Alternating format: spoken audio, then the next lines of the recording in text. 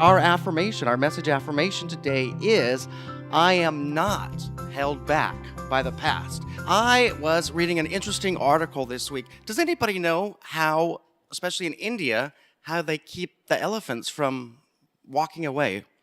I guess if you have a pet elephant, or well, elephants are a big part of their whole community there. At any rate, it was interesting. They simply tie a rope around one leg and hammer it into a peg, and it's really just a modest rope. And you look at this huge, 3-ton animal, and you think, my gosh, how can that hold them in place?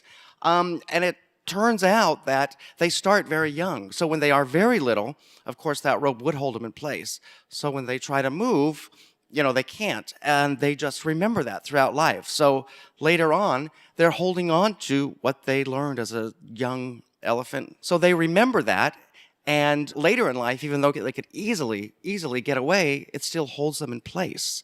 And what I wanted to talk about today was how we as humans let that happen. We hear something in our youth, no, you can't do this, or no, that can't be done.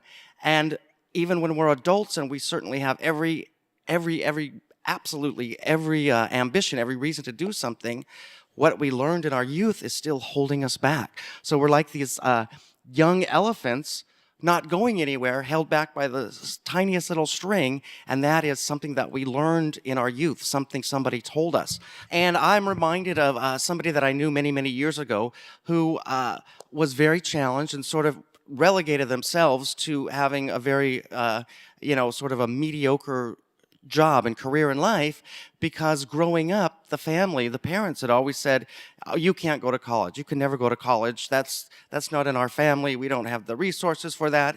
And so, it was a shame, because this person went through life and did some pretty, menial work.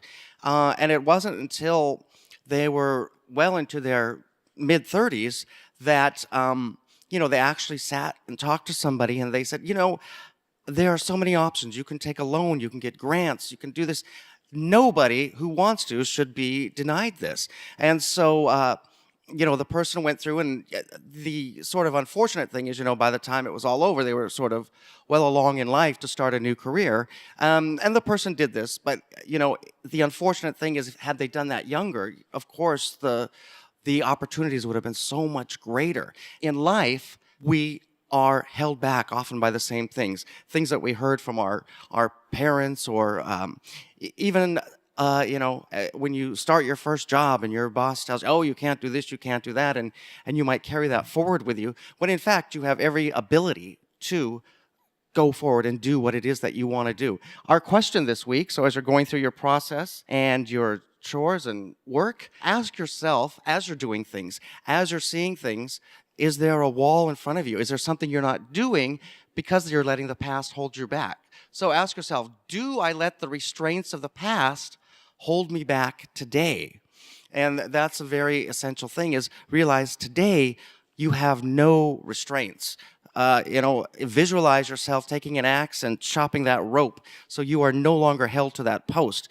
The world is yours. You're free to go forward, do exactly what it is that you want to do, and know that there are no limitations other than just something that you were told as a child or a youth, and now you're an adult, you're on your way, so don't be held back by the restraints of the past.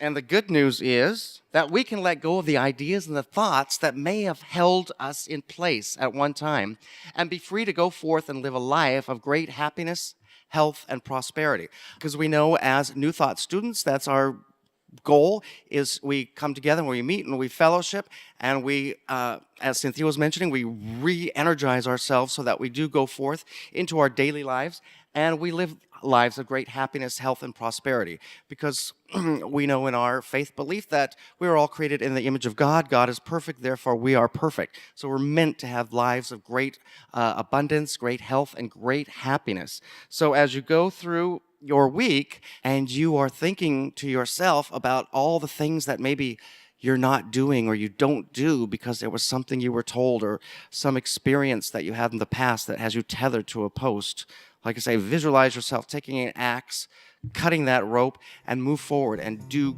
go forth and live a life of great happiness, health, and prosperity.